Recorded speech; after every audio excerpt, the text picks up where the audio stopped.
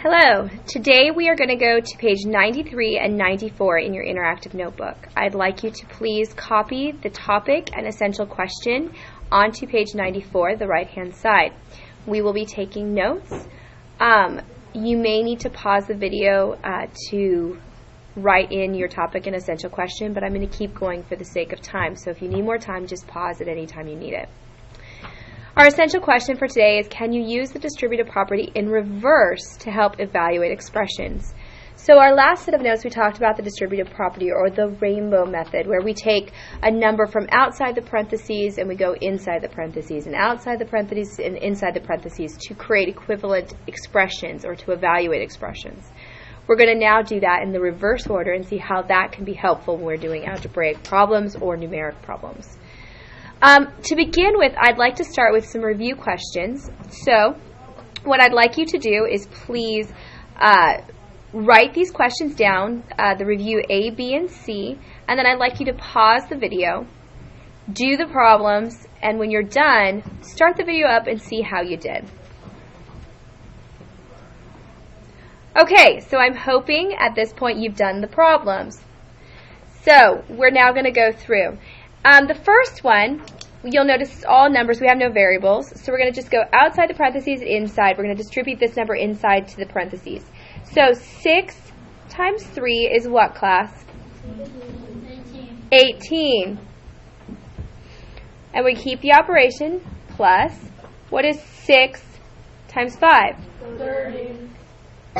When we add then, we would then add our two terms together, because you'll notice that neither of them have a variable. Because they're constants, they are similar, and we can combine them to simplify it even further. So 18 plus 30 is going to be 48. I boxed my answer. So hopefully you got that one right. B gets a little more complicated because we have a variable within the grouping, the parentheses. So we're going to go outside and distribute this 3 into the parentheses. So 3 times x is 3x. We retain our operation of plus, addition. Then we're going to go 3 times 2, which 3 times 2 is 6. And that is your answer. And you cannot simplify it any further because you have a term that has a variable and you have a term that does not. They cannot be combined together because they're two separate things. So at that point, you would just stop. All right, now our final problem is the challenge one. So it's giving you 3 different terms, and it looks slightly different than the kind of problems we're used to dealing with. I'm actually going to do my rainbow underneath just for space. So it might look a little bit different, but it's just because of space. So I'm going to start with 5 times 2m. Well, to do that, all I need to do first is figure out, well, what is 5 times 2? 10. And now I have this variable, m. I'm going to bring that variable down. So now I have 10m. I have the operation adding. Now I'm going to do 5 times 3. What's 5 times 3? 15. Keep my addition. I'm going to do 5 times z, which would be 5z. Now I'm going to look, are there any terms I can combine? There's a 10m, that's a variable m. There's a constant 15 with no variable. And there's the variable z with a 5. And there's nothing that I can combine because all the variables are different and there's a constant. So we are done. So self-evaluate yourself. How do you think you did? If you didn't do well, I would recommend coming next week to tutoring to get some additional help. Okay, we're going to draw a line. And we are going to now move on to our lesson. And to start off our lesson, we actually are even going to do a little bit more review. And this review is from the second unit that we did. And we're going to review factoring. Remember that factoring is when we find the missing, or we find a missing factor, or we find the factors that make up a number. So what I want us to do is we're going to find the missing factor.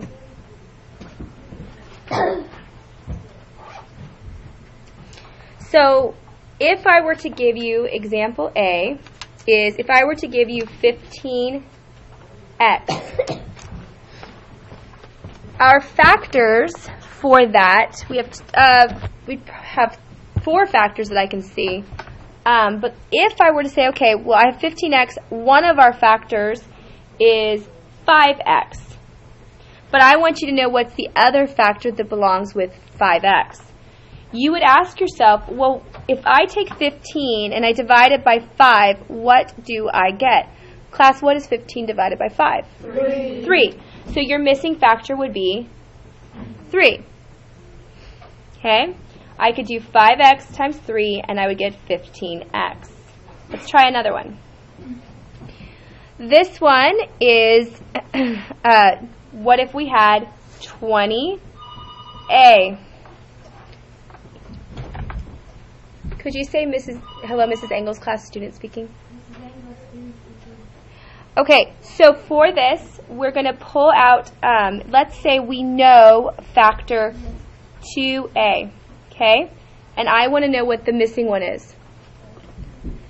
What would if I divide 20 by 2, what factor do I have? 10. Okay, so that's the missing factor.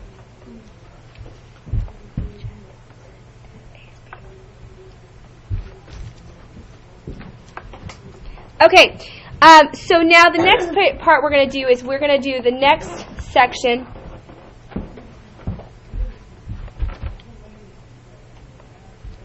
Okay, on this section we've done factoring, now we're going to find the greatest common factor. You guys remember how to do that? Yeah. So we're going to find the GCF.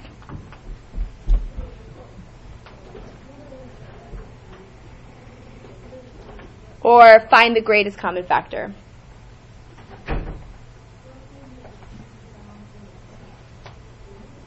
And that is a really important term. So remember when we do our revision, sometimes we mark those important terms. I want you to actually mark this. Greatest common factor. I'm going to bubble that.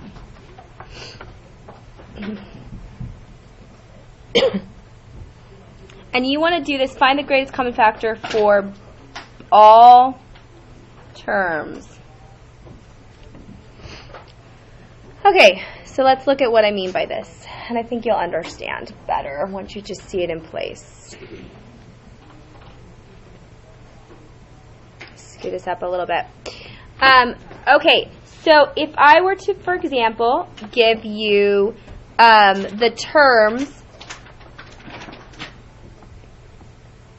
15x and 12.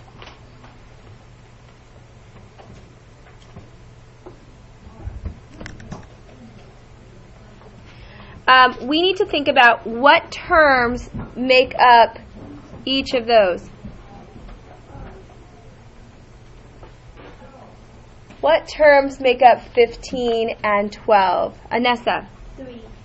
Okay, that's the greatest common factor, right? Because if I could look at the factors of 15 would be 1 and 15. So if I were to write this down, it would be 1, 15, 3, 5, and x. Those are all my factors, right? The things I multiply to get this. I can do 12 and 1, 2 and 6, 3 and 4, right? Those are all common factors. And like Anessa said, the biggest one in all of these would be this 3, okay? So our common factor would be 3. Okay, so let's try another one. What if I were to give you the terms 30 and 42a? What is the greatest common factor between 30 and 42a? Looking at all the common factors, which one would they have the same that's the biggest? Let's have the class tell me all together. 6. Correct. So we could pull out 6. That is the greatest common factor. All right, so we understand factoring. We understand finding the greatest common factor. That's all review. We understand the distributive property, how it normally works. Now we're going to reverse it. And this is going to be called reverse distributive property, or we also call this distributive property with grouping or factoring.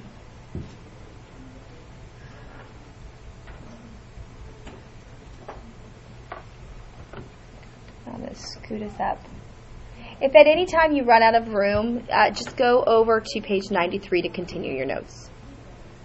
All right, so to do this, what we're going to do is we're going to take an expression and we're going to pull out the GCF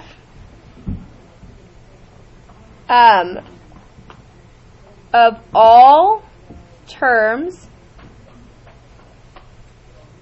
in an expression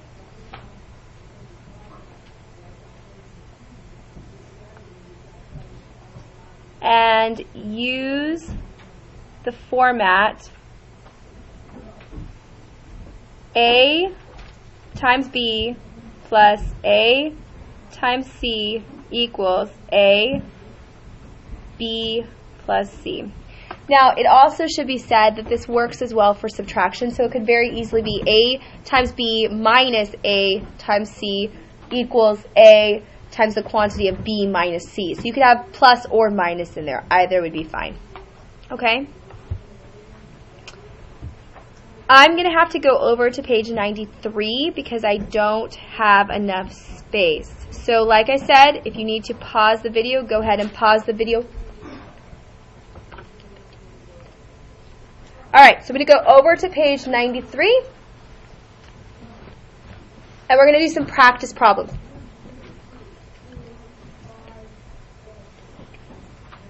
Alright, so number 1, practice problems. If I were to tell you we have an expression that has the terms 12m plus 10. My first question for you is, what is the greatest common factor between those terms, 12 and 10? Delaney? 2. 2. Correct, because 2 goes into 12, 2 also goes into 10. So what I'm going to do is, using that formula, I'm going to put the 2 outside of a parentheses grouping. Now I'm going to ask myself a very important question. How many times does 2 go into 12? Brent? 6. 6 times. So I have 6, but do I have a variable there? 7. Yes, right? So I'm going to bring that variable down. So if I were to do 2 times 6m, I would get 12m. Does everybody see that? Okay? Keep my operation the same. And now how many times does 2 go into 10? Michaela? 5. 5. Do you see? 2 times 5 is 10. Close my parentheses. I have now used the distributive property in reverse. This sometimes makes problems easier to solve, especially if you have a number like, let's do this example, number 2. If I were to give you a problem like, let's say 6 plus 32. What is a common factor between 6 and 32? Michael? 3. No. Close, but no. 2. 2.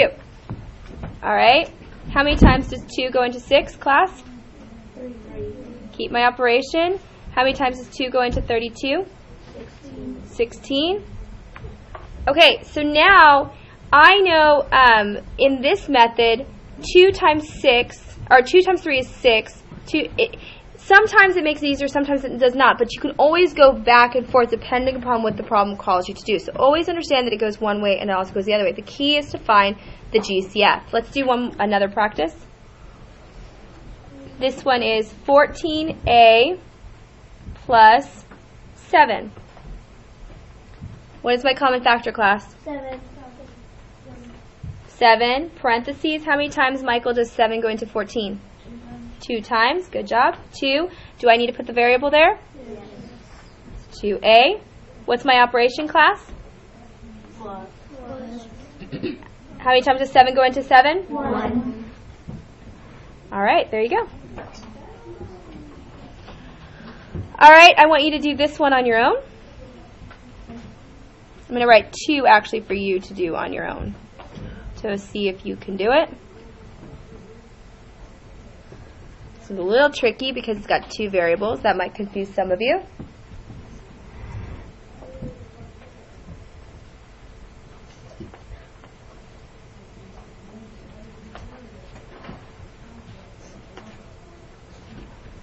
This one is a challenge. And see what you can do with this one.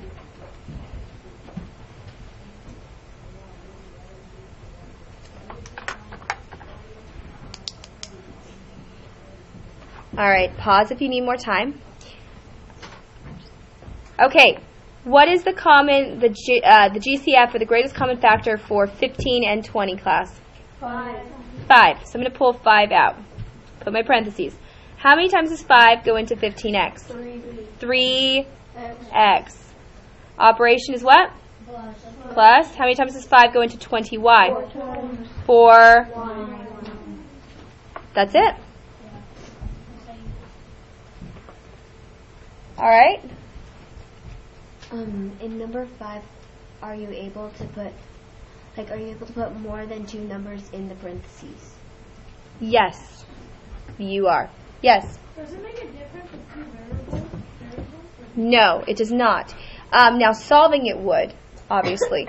But for this sake, it's the same exact process. Just keep the variables separate. That's the biggest key to this, okay?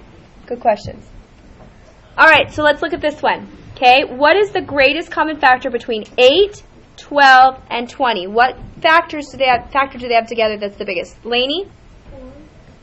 4 is correct. Good. So we're going to say 4, parentheses. How many times, class, does 4 go into 8m? 2. M. Operation? Plus. How many times does 4 go into 12x? 3x. 3x. You got it. Plus. How many times does 4 go into 20? 5. And that's it. So the key to this, find the GCF, and then find the missing factor to fill in and use that formula, okay? And as long as you do that, you're fine. Now, a little side note, one more thing we needed to add and talk about. In algebra, we always combine, and I mentioned this yesterday, but I just want to confirm it with you guys. We always combine all like terms. Okay? So let me give you some examples. Like terms have the same variable, like 2x and 3x. It's a number and it's an x. They're the same.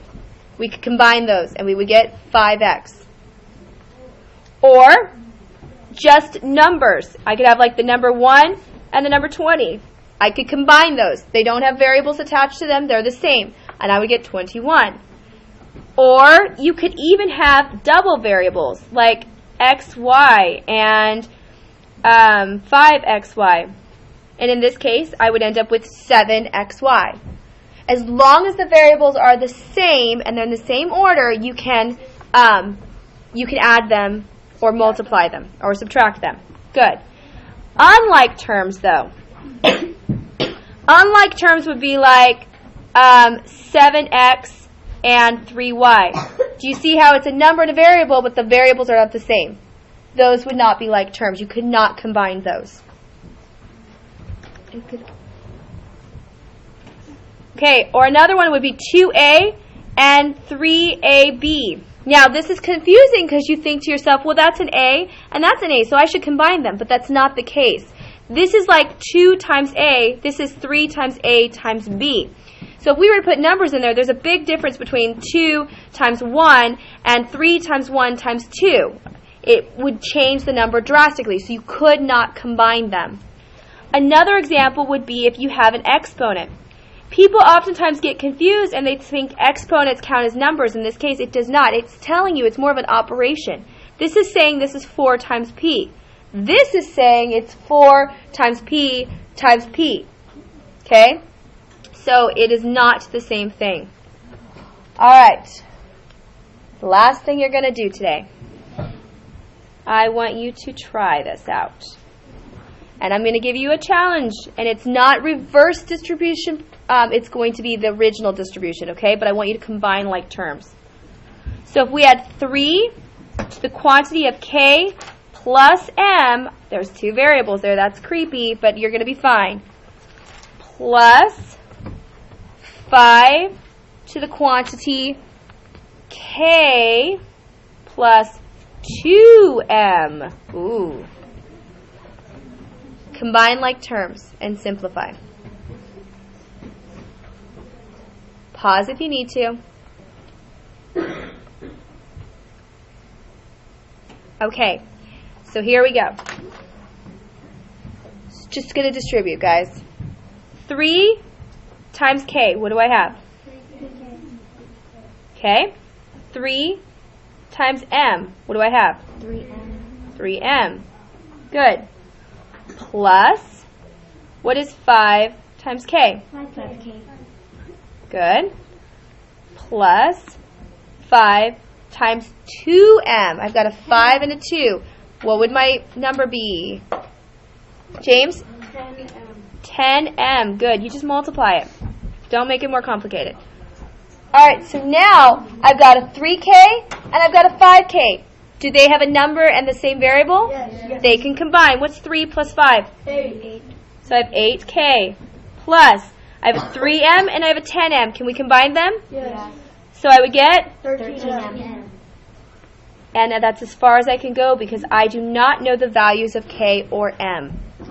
So I'm not explaining to you how to solve equations with multiple variables, but you should be able to simplify expressions with multiple variables by combining them together. All right, remember you can go back, you can rewatch these notes at any time you need to. They're going to be on Haiku forever. If you have any questions, come to tutoring. Have a great day.